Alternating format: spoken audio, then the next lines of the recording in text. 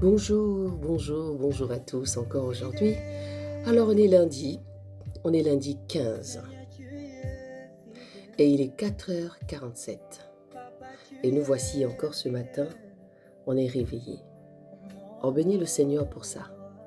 On bénit le Seigneur parce qu'on est réveillés encore ce matin et on est sur la rubrique autour de la Bible. Vous êtes sur le ministère EVE, Eau de vie édifie. Donc ce matin encore, je voudrais tout simplement vous rappeler le but de ce ministère.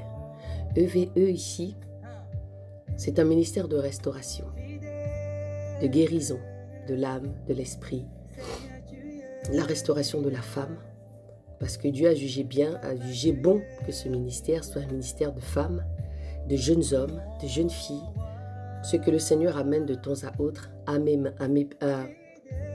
moi, par sa grâce. Ce matin, nous allons méditer nous allons lire le chapitre 15 du livre de Nombres. Alors, je ne sais pas si tu es une lectrice, mais tous ces moments de lecture permettent à ce que tu puisses te remettre à la lecture et que tu puisses vraiment être en connexion avec le Dieu que tu pries. Tu apprendras à le connaître dans cette lecture. Et donc, on a déjà lu le chapitre le chapitre 13, le chapitre 14 que nous avons médité la semaine dernière, parce que des fois quand je fais des lectures, si je vois qu'il y a beaucoup de choses, beaucoup de richesses à prendre à l'intérieur, je reviens pour faire des méditations, mais sur Google Meet, où je me retrouve avec mon groupe. Oh oui, si tu ne me connaissais pas, moi c'est Tata Armel. Voilà, moi c'est Tata Armel. Et je suis là encore une fois, hormis que EVE est là pour la guérison des âmes, pour la restauration des couples. Mais la base, comme j'aime toujours dire, c'est Jésus-Christ d'abord, la base de chaque chose. Et ça, il ne faudrait pas que vous l'oubliez.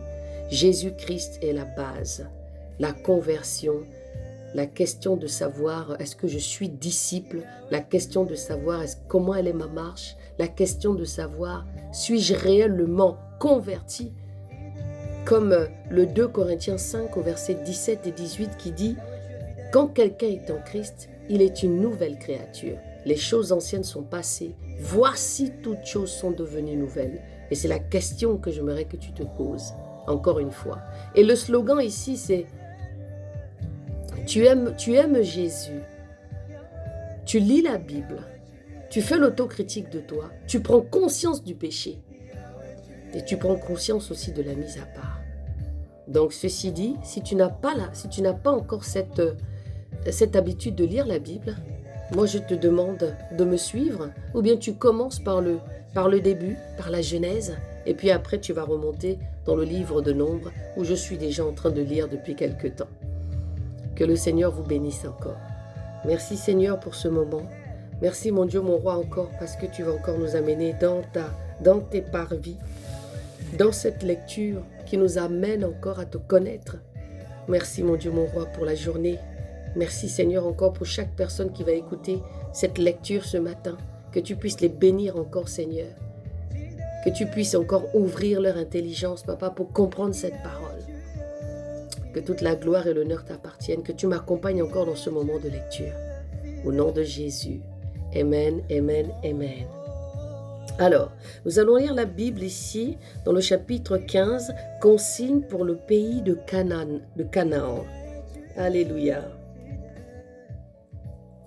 Puis Yahweh parla à Moïse en disant, « Parle aux enfants d'Israël et dis-leur, quand vous serez entrés au pays que je vous donne, où vous devez demeurer et que vous voudrez faire un sacrifice consumé par le feu à Yahweh, un holocauste ou un sacrifice en accompagnement d'un veau ou en offrande volontaire, ou bien dans vos fêtes pour produire avec votre gros ou votre menu bétail une agréable odeur à Yahweh. Celui qui offrira son offrande à Yahweh présentera en offrande un 10e de fleur de farine pétrie dans un quart de hin d'huile et un quart de hin de vin pour la libation que tu feras sur l'holocauste ou sur un autre sacrifice pour chaque agneau.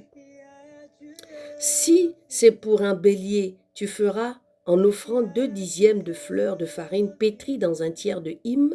L'huile est un tiers de hym de vin pour la libation comme offrande d'une bonne odeur à Yahweh.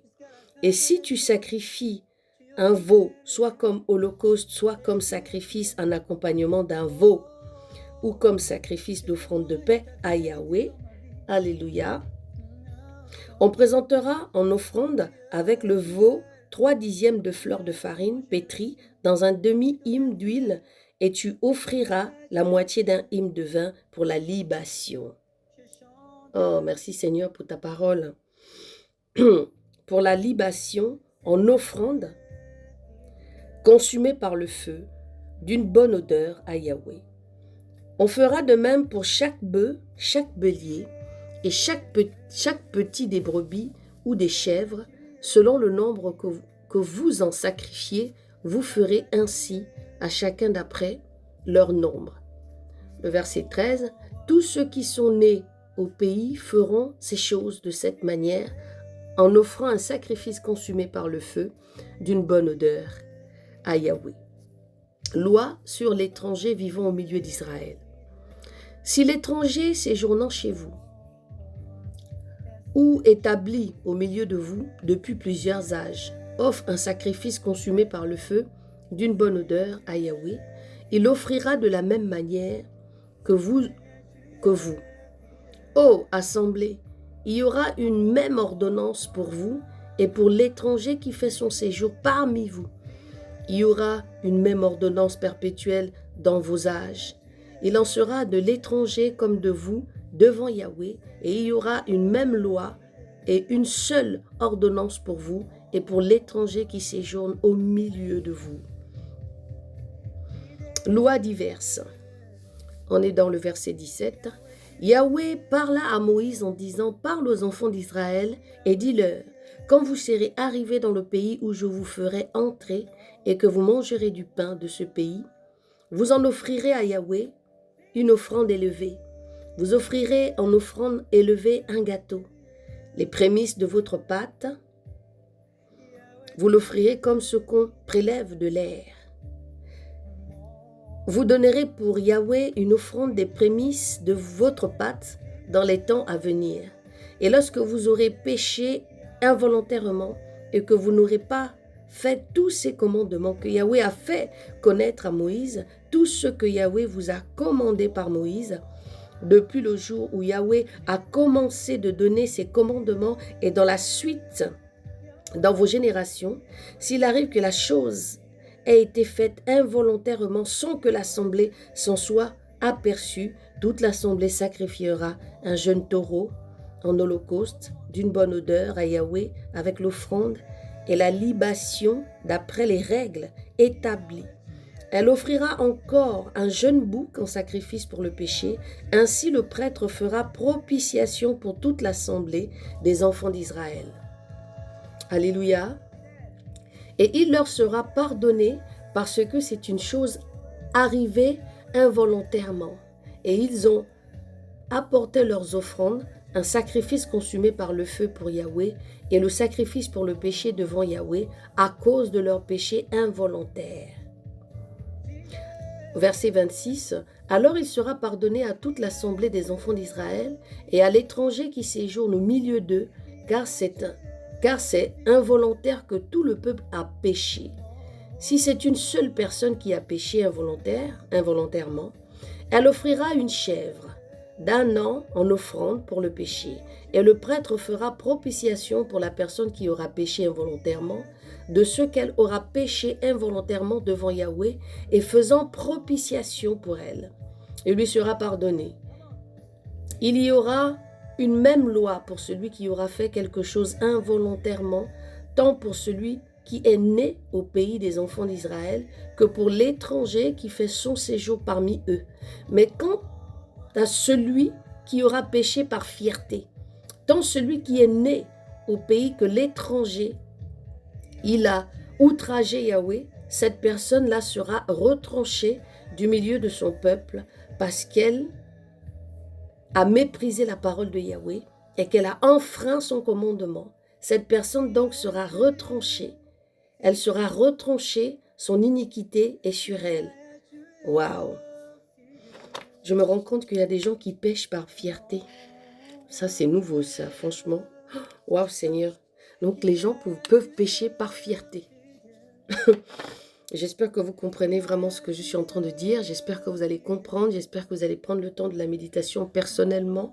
Je crois que vous allez prendre le temps de pouvoir poser la question au Seigneur, d'aller vers lui et lui dire, « Papa, qu'est-ce que tout ça veut dire? Explique-moi, révèle-moi ta pensée. » Hein, je reviens sur le verset 30. « Mais quant à celui qui aura péché par fierté, oh, waouh, Seigneur, ta grâce.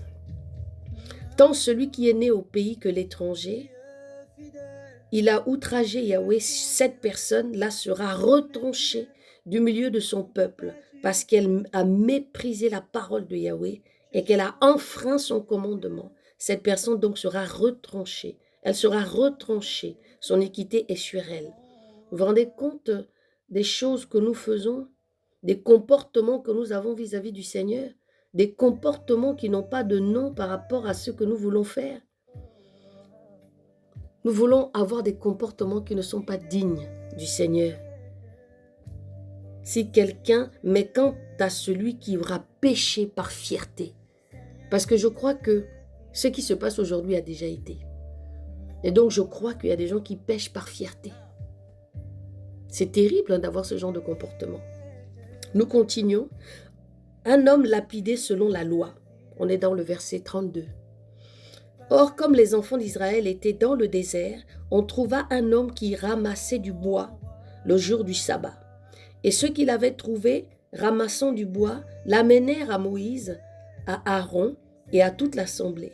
Et on lui mit sous garde, car ce qu'on devait lui faire n'avait pas été déclaré. Alors Yahweh dit à Moïse, cet homme mourra. Il mourra et toute l'assemblée le lapidera hors du camp. Toute l'assemblée donc le mena hors du camp et le lapida. Et il mourut comme Yahweh l'avait ordonné à Moïse. Et Yahweh parla à Moïse en disant, parle aux enfants d'Israël et dis-leur qu'ils se fassent d'âge en âge des franges au bord de leurs vêtements et qu'ils mettent sur les franges au bord de leurs vêtements un cordon de couleur pourpre. Quand vous aurez cette frange, vous la regarderez et vous vous souviendrez de tous les commandements de Yahweh pour les mettre en pratique. Et vous ne suivrez pas les désirs de vos cœurs et de vos yeux pour vous laisser entraîner à la prostitution, afin que vous vous souveniez de tous mes commandements et que vous les fassiez et que vous soyez saints à votre Dieu.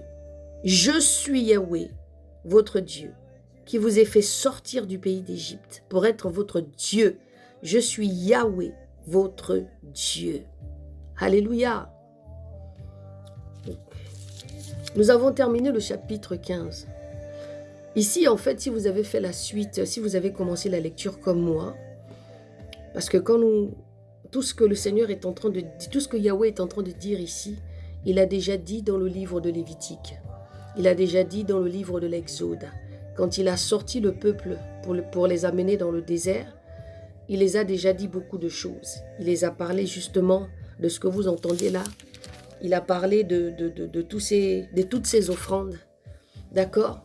De toutes ces offrandes par rapport à l'arche de l'alliance, par rapport à l'arche du témoignage. Parce qu'ici, l'arche du témoignage, c'est la préfiguration de Jésus ici, mort. Donc, c'est vraiment important que vous fassiez le lien et que vous lisiez avec l'Esprit de Dieu. La parole de Dieu peut être très facilement transformée par des personnes mal intentionnées et ceux qui ne comprennent pas. Parce que l'ennemi, son but ici, c'est de vous sortir de cette parole et ne pas la comprendre et commencer à sortir des choses qui ne sont pas. Donc, demandez la révélation de Dieu dans chaque lecture que vous faites. Ici, le Seigneur nous demande encore et demande toujours à son peuple ici la sanctification. Il leur demande ici toujours de prendre conscience des instructions qu'il a données pour eux et de ne pas faire n'importe quoi. Donc, par rapport au sacrifice, par rapport au hin d'huile, par rapport à tout ce qu'il est en train d'expliquer ici. Parce que ça, j'avais déjà expliqué auparavant avec mon groupe de lecture. Donc, si tu as des questions à poser, surtout vous qui allez le recevoir sur TikTok, Prenez le temps d'aller regarder. Et je vous invite aussi à vous abonner sur ma page Facebook Eau de Vie Édifie.